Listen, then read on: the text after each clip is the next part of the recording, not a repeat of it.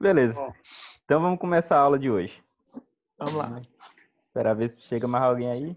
Chegar, a gente vai acrescentando na aula. Beleza, pessoal. Então, já Asley não assistiu a aula passada? Assistiu? Assistiu a aula passada? De sexta? Sim? Sexta-feira assisti, não assisti foi de quarta. Pronto. Ficou alguma dúvida da aula passada?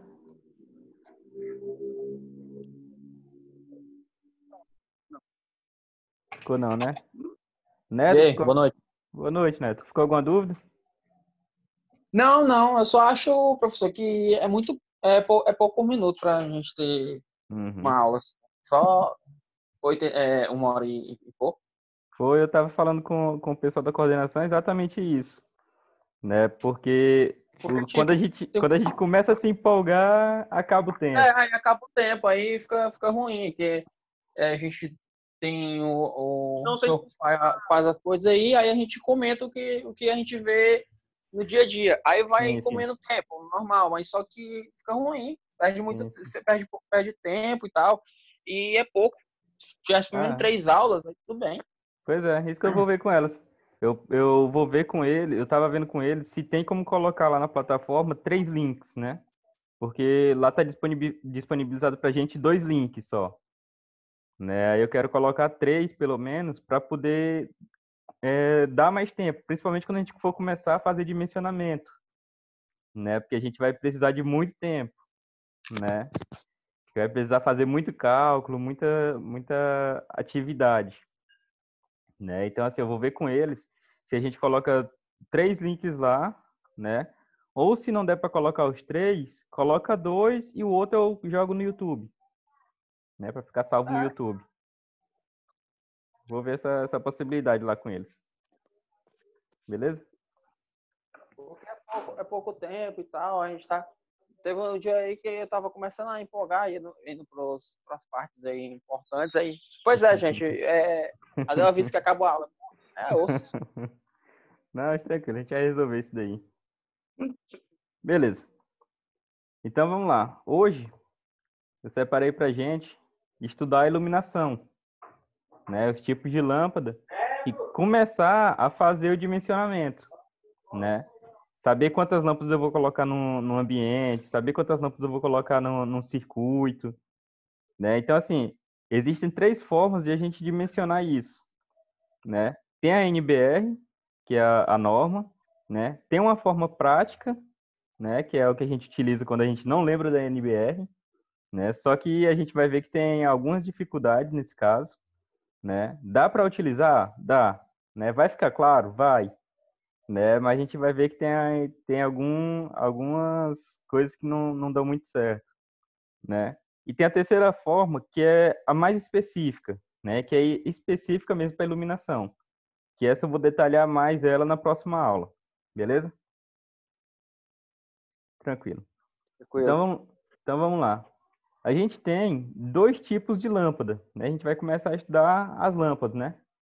Quais são os 2 tipos mais utilizados na instalação residencial, predial? Incandescente LED agora? Incandescente, a LED está chegando LED. agora, né? E até onde eu sei, estão usando bastante a LED. Aham. Mas a LED ela é mais nova, de uns 10 anos para cá, né? Mas tem Tem a outros. fluorescente. Justamente, fluorescente, né? Então a gente vai ter lá a lâmpada incandescente, que é aquela de iluminação comum, né, que a gente utilizava antigamente, né? Ou a halógena, que ela também é incandescente, né? A gente vai ver a diferença entre elas. E a gente tem as lâmpadas de descarga, né, que é de fluorescente, vapor de mercúrio, luz mista e por aí vai. Só que o que acontece? A maior parte dessas lâmpadas aqui, elas são para instalação industrial, né? Essa vapor de mercúrio, a vapor de sódio, que ela é utilizada em iluminação urbana, né? Vapor metálico, elas são mais industriais. O que a gente utiliza mais em casa mesmo, instalação predial, vai ser a iluminação incandescente, que hoje está até em desuso, não é isso? A fluorescente e a compacta, né? E hoje estão chegando as lâmpadas de LED, né? Mas assim, para fazer a instalação de todas elas, praticamente a mesma coisa. Você vai precisar do neutro e do retorno, né? Isso aí a gente vai ver mais para frente. Beleza? Então, ó, essa Beleza. iluminação geral, a lâmpada vai funcionar através da passagem da corrente elétrica, né, pelo filamento de tungstênio, né, que com aquecimento, ou seja, com o efeito Joule, vai gerar luz. Esse tipo de lâmpada, que é aquela que a gente tinha antigamente, né? Ela tem um filamentozinho ali no interior dela, que vai, quando passar a corrente elétrica, quando ela estiver energizada, ela vai aquecer tanto que vai emitir luz, né? Se a gente perceber, a luz dela é um pouco mais avermelhada, né? O pessoal da arquitetura utiliza muito ela em áreas que querem dar muito detalhe, né? Pelo que eu estava estudando sobre lâmpadas incandescentes na época, elas é que dá a melhor visibilidade de cor, né? A gente consegue, como é que eu posso dizer? A gente consegue diferenciar mais cores quando utiliza esse tipo de lâmpada, né? Só que ela tem uma desvantagem. Qual seria? O alto consumo de energia. Alto consumo, né? Quando a gente for dimensionar circuitos elétricos, né, mais para frente, a gente vai ver que a lâmpada incandescente ela gasta muita energia, né? Então, por isso, Também emissão de calor. justamente, né? Então, por isso, ela hoje está sendo trocada ou por lâmpada fluorescente, né? Já até saiu de produção, são utilizados agora só mais para decoração, né? Ou pela lâmpada de LED, que é a mais econômica hoje em dia, beleza? Ó, mas aí o que é esse efeito Joule? Vocês já viram falar sobre ele? Eu ouvi Muito. falar sobre ele hoje. Hoje? Já ouvi falar. Hoje deu uma revisada. Aham. Eu tava vendo um vídeo sobre elétrica do que tava tendo no canal que eu assisto, Ciência Todo Dia, ele falou sobre efeito Joule. Sim. O que ele falou lá, Neto? Que é basicamente é o que acontece com esse filamento da lâmpada, que quando passa uma corrente elétrica nele, faz com que gere calor e também ilumine, né? Uhum. Ou seja, é um aquecimento que ocorre devido ao fluxo de Corrente. corrente elétrica que está passando Justamente. nele. Né? Então, o que é isso?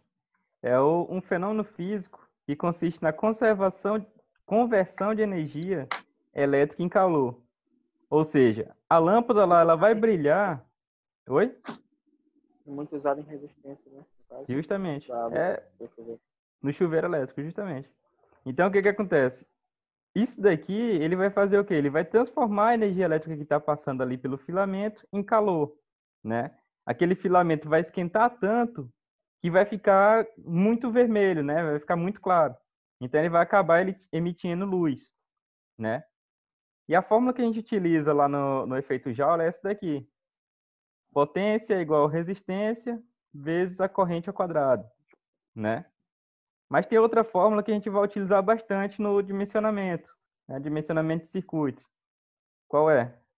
Da potência. Vocês já viram? Não, estou confundindo com a da resistividade. Ah, Você quer a fórmula da potência, não é isso? isso. P sobre a tensão. Né? P sobre a tensão? Não? Não. Né? Olha aí. No caso, para mim é... Fio. Potência vai ser o quê? A corrente vezes a tensão. A corrente vezes né? a tensão. Eu peguei errado a fórmula. Quero saber se vocês vão esquecer ainda essa fórmula aí. O pio. É o pio. Eu duvido que esses meninos esqueceram da fórmula da resistividade lá da segunda lei do homem. Deixa pra lá. Tô Deixa dizendo pra lá. como lembrar aí, ó. Tô dizendo como lembro. Então, o que acontece? Pessoal? Que essa fórmula aí. Quando a gente for dimensionar circuitos elétricos, né, que a gente vai precisar saber qual é a potência dos equipamentos, né, ou vai precisar saber a corrente dos equipamentos, a gente vai utilizar essa fórmula aqui, né? O pio. Né? Potência vai ser igual a corrente vezes a tensão. Atenção que a gente... Isso para circuitos monofásicos, né? Quando for trifásico, a gente vai fazer uma mudança nessa fórmula. Então, o que acontece? Quando a gente quer saber a corrente de um circuito, a tensão a gente sabe, né? Se o circuito é monofásico, a tensão vai ser de quanto? 220. 220, né? 220. 110 na região sudeste, né? Então, o que acontece? Se a gente sabe que essa tensão aqui, ela é constante e a potência do equipamento a gente tem no manual dele, né? Ou na plaquinha dele lá, na etiqueta que ele tem, dá para a gente saber qual é a corrente, né? Que a gente vai fazer o quê? Pegar essa potência e dividir pela tensão, beleza? Com isso daqui a gente vai dimensionar, com isso aqui a gente vai dimensionar o quê? O condutor, né? A fiação. A gente vai escolher qual é a fiação de acordo com aquela tabelinha lá que eu mostrei para vocês, né? Sabendo qual é a bitola do fio que a gente vai utilizar, a gente vai dimensionar o quê? O eletroduto, não é isso? A gente vai ver quais são os eletrodutos que quais são os fios que cabem em cada tipo de eletroduto. A gente vai ter uma aula de dimensionamento. E a gente vai dimensionar também os disjuntores lá do quadro de distribuição, né? Ou seja, essa formulazinha besta aqui, né, simplesinha, vai fazer praticamente o trabalho todo para a gente, né? Ela vai servir para a gente dimensionar praticamente toda a instalação elétrica, né? Isso a gente está falando de monofásico por enquanto. Quando chegar no trifásico, a gente vai fazer uma modificação nela, né? Então, aqui, ó, a potência, o P é de potência, né? R é de resistência, I é de corrente e U é de tensão, né? O ou V, né? O ou V ou E, né? Dependendo do material, pode aparecer essas três simbologias, U, E ou V, né? Tranquilo até aqui? Tranquilo. Beleza. Então, o que acontece? Aquele filamento, como ele fica muito tempo sendo aquecido e resfriado, né? Toda vez que eu ligo a lâmpada incandescente, ela vai esquentar. Quando eu apago, ela vai resfriar, né? Acendi de novo, ela vai esquentar. Então, o que acontece? Esse acende e apaga, né? Esse esfria e aquece, ele vai acabar causando a oxidação do filamento. O que é essa oxidação? Ele enferrujar, né? E também a própria umidade do ambiente, né? Então, o que acontece? Essa oxidação ela é evitada pela presença de um gás inerte, né, que a gente chama. E o que acontece? Esse gás faz com que não tenha uma reação química no material do filamento, né? E geralmente esse gás, ou ele é de argônio, nitrogênio ou sódio, né? Uma pressão de 0,8 atm, ou seja, uma pressão baixa. Não sei se vocês já passaram pela experiência de estourar uma lâmpada dessa incandescente. Fez demais, né, querido? Já fez demais, né? Até um tempo desse eu achei que fosse tipo quase um vácuo que tivesse lá dentro. É basicamente um vácuo. Por quê? A pressão dentro dele é menor. Quando a gente estoura uma lâmpada daquela, o que acontece? O ar vai ocupar o espaço que está lá dentro, né? Porque a pressão lá é menor. Então vai ter praticamente como se fosse um vácuo, né? Não chega a ser vácuo, mas a pressão dele é menor. Beleza? Beleza. Então tá aqui, ó, os componentes de uma lâmpada dessa incandescente, né? Tem o filamento de tungstênio, que é aquela parte que brilha, né? Tem os eletrodos, que ele vai servir basicamente para conduzir a corrente elétrica, né, até o filamento, tanto para chegar nele como para sair, né? Tem o externe, que fixa os eletrodos e o fio de sustentação.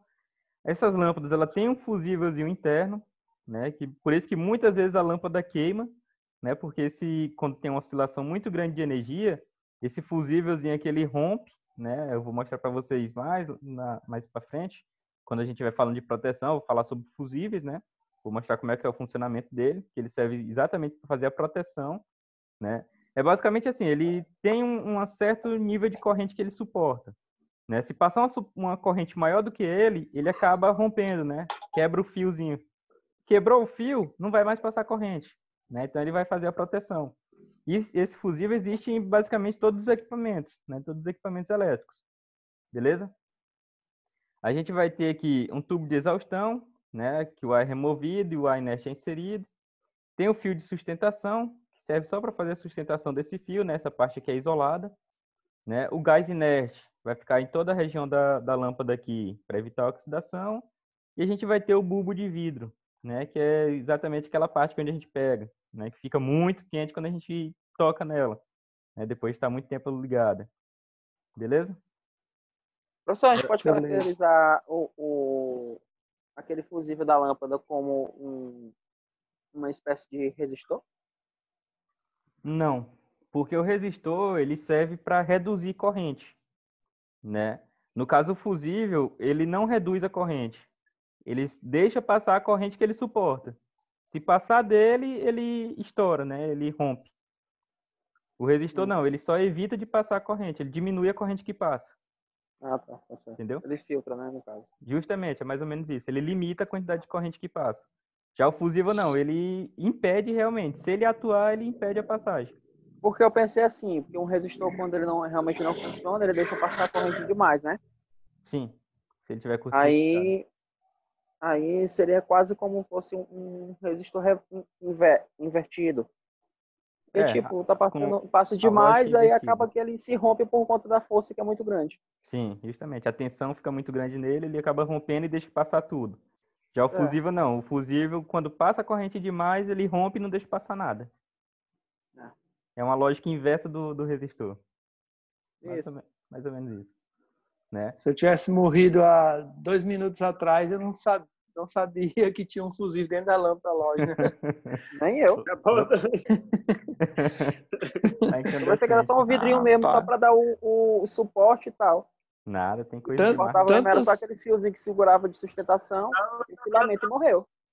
Não, tem tan- coisa demais na lâmpada quantas daquela. lâmpadas, quantas lâmpadas eu não quebrei para ficar vendo O aquela filamento. resistênciazinha, o filamento esfarelar na mão.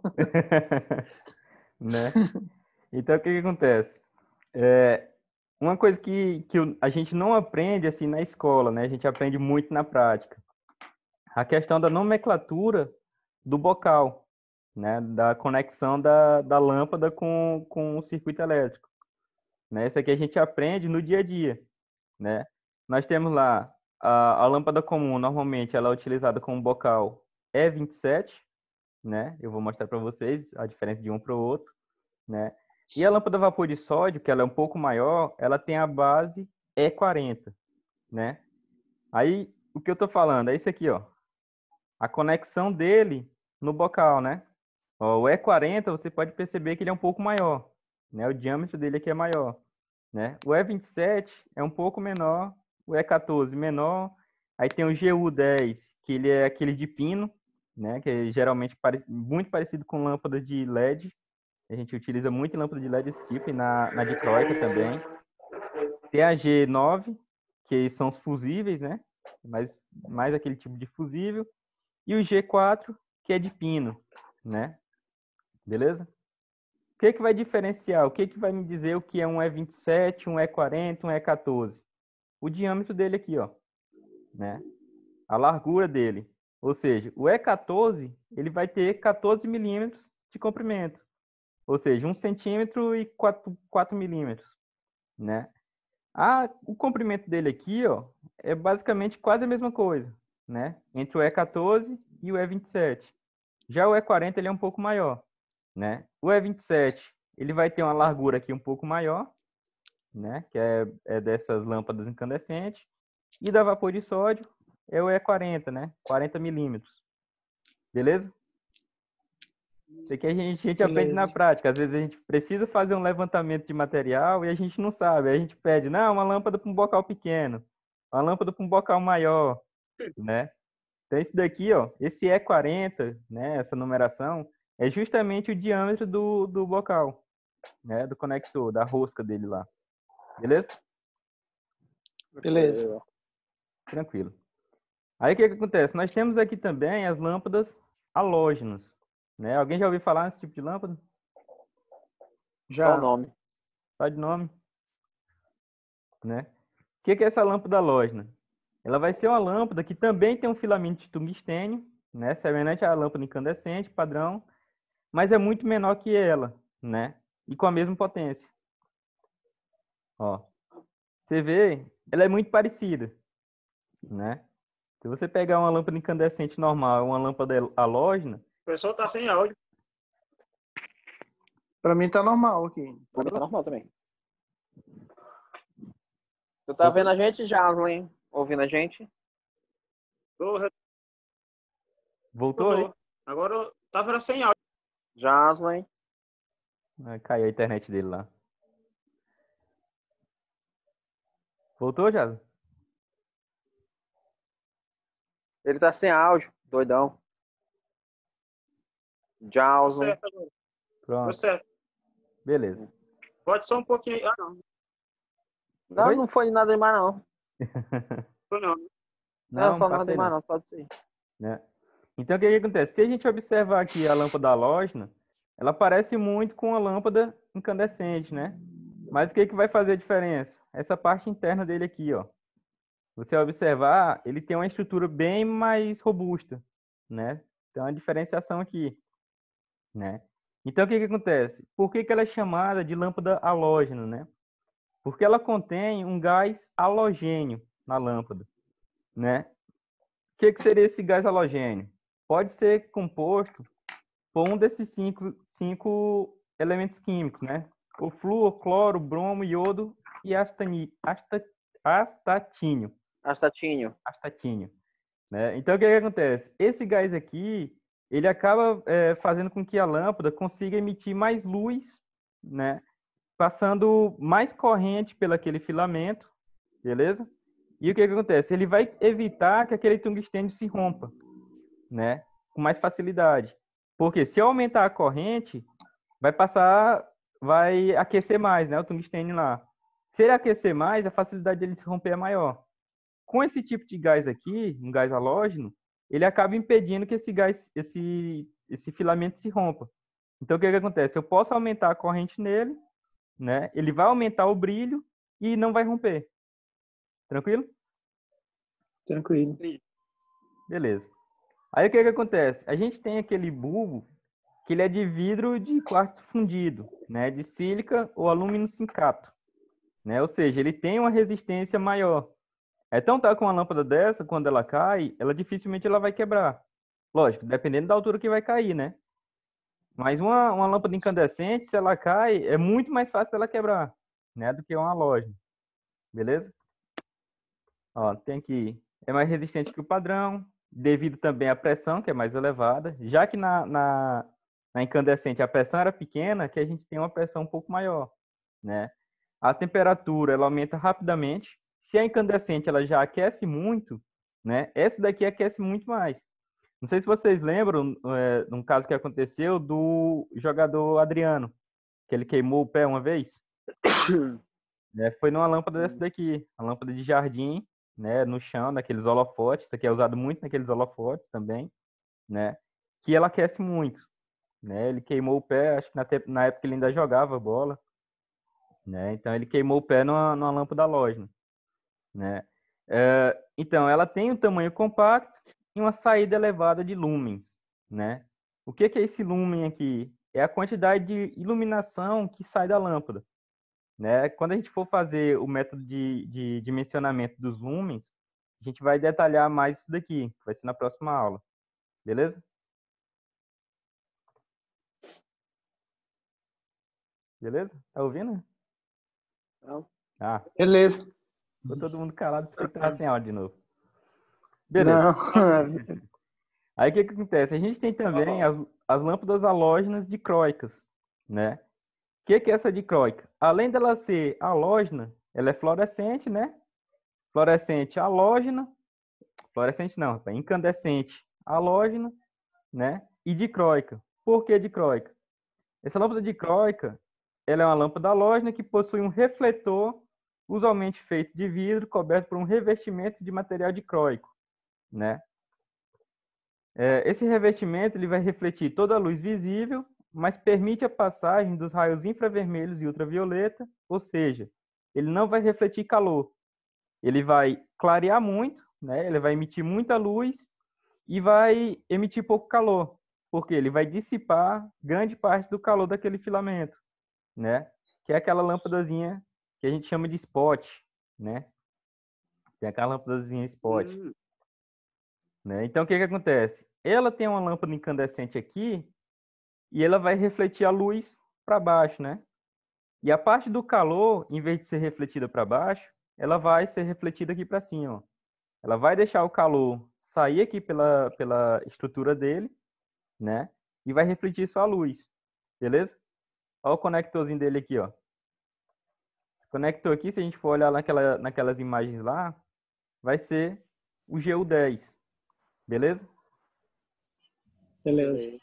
Tranquilo. Essa daqui ela é utilizada mais para a parte de decoração, né? Se você for observar, ela é utilizada muito para decoração. Lógico que existem também luminárias que são feitas para iluminação normal, né? Que utilizam ela. Em lojas, principalmente, utiliza de duas, né? Que elas são direcionais. Você consegue direcionar para onde é que está indo a iluminação dela. O Beleza? foco dela, né? Foco, justamente. Né? Essa Então, é a mesma que é usada na Sanca, né, professor? na Sanca, Aquele... geralmente, hoje está utilizando muito de LED em Sanca. mas era que era usada muito, né? Na Sanca. Era há um Não, tempo atrás. não. Ela é utilizada em luminária mesmo, dessas que são quadradinhas, que utilizam duas lâmpadas aqui, que você consegue mudar ela de foco, mudar ela de direção, né? Mas em Sanca, não. Pelo menos eu nunca vi ela em Sanca. Nunca utilizei ela em Sanca, não. Eu peguei uma vez, faz muito tempo atrás, que ela tava na Sanca. Ela vem até um encaixezinho maior para você. É como se fosse a boca desse. Deixa eu ver aqui. Aqui. Como se Uhum. fosse aqui a boca desse copo, onde você vinha a colocar ela aqui dentro, encaixadazinha. Ah, Na verdade, entendi. você tirava, aí você Ela é botava ela. independente, né? Era. Entendi. Não, essa daí eu nunca vi, não. Porque hoje, se você for ver, tem todo tipo de luminária, né? É. Mas essa daí eu nunca vi, não. Aí o que acontece? Essa lâmpada halógena de Croica, ela trabalha em tensão de 12 volts ou 24, né? Então o que acontece? A tensão que a gente utiliza aqui é 220, né? Se eu vou precisar baixar para 200 ou para 12 volts ou 24, a gente vai precisar de um transformador. Lembrando lá da primeira aula, qual é o tipo de transformador que a gente vai utilizar aqui? Abaixador. Transformador abaixador, né? Vai pegar de 220 e baixar para 12 volts, né? 12 ou 24. Beleza? Então, ó, a gente vai ter um que a gente chama às vezes de reator, né? Só que para esse tipo de lâmpada não é um reator, ele é um transformador, né? Tá até o nomezinho aqui, ó, transformador eletrônico para lâmpada de Croica, né? De 12 volts. E a potência máxima que esse transformadorzinho aqui suporta é de 50 watts, né? Ó, a tensão de 220 e a frequência de 50 a 60, né? Aí nós temos aqui, ó, dois fios para entrada, né? A gente vai entrar com o neutro e o retorno, né? E tem as duas Dois fiações aqui saída. para saída, né? Então a gente tem a entrada em 220 e a saída aqui desse de 12 volts, 12 volts. né? A instalação dele é simples. Conector neutro e retorno aqui, conectou a lâmpadazinha com aquele conector, né? Aqui, ó, desse outro lado, está instalada a lâmpada. Não tem dificuldade nenhuma. Tranquilo? Tranquilo. Beleza. Então, ó, a entrada aqui 220, né? E a saída em 12 volts. 12 volts. Justamente. Né? E nós temos aqui também a lâmpada fluorescente, né? Vou dar uma acelerada para poder a gente pegar mais parte de dimensionamento na próxima aula. Segunda parte, né? Então, ó, nós temos aqui três tipos de lâmpada fluorescente, né? A lâmpada tubular, que é essa mais utilizada antigamente, né? Essa daqui a gente utilizava muito antes. Tem a compacta reta, né? Que ela tem a parte da tubulação dela mais reta, e a compacta espiral. Aí eu pergunto para vocês, qual é a diferença de uma compacta espiral para uma compacta reta? Questão de iluminação. Se ambas são da mesma potência, eu Sim. acho que é só a estética, né? Acho que é o Não, foco dela. também não. É. O que acontece? o tubo dessa daqui, ó, por ela ser espiral, né? Ele acaba sendo maior do que o da reta, né? Então, o que que acontece? Se eu tenho um tubo maior, ela vai acabar clareando mais, né? É tão tal que se você for comprar uma dessa daqui de mesma potência, né? Essa daqui vai ser um pouco menor do que a reta, beleza? Beleza. Então, essa daqui ela vai ter uma iluminação bem maior do que a reta. Tranquilo. E a tubular é por conta da estrutura, né? Ela é bem maior já. Beleza? Beleza. Beleza. Então, nós temos aqui as partes da lâmpada fluorescente, né? O bulbo, que é o compartimento selado, que é o tubo dela, né?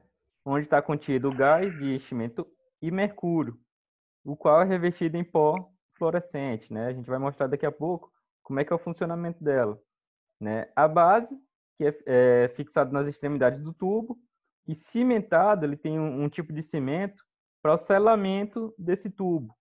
Porque se vazar o gás dela, ela acaba queimando. Eu não sei se vocês já passaram pela experiência de uma lâmpada dessa vazar gás, né? Ela parece um botijão de gás mesmo, vazando gás adoidado, né? Lógico, numa quantidade bem menor, mas ela vaza muito gás, assim, se você for observar pro tamanho dela, né? Quem é? E o suporte dos contatos elétricos, são externos, né? E os eletrodos estão contidos nessa base, né?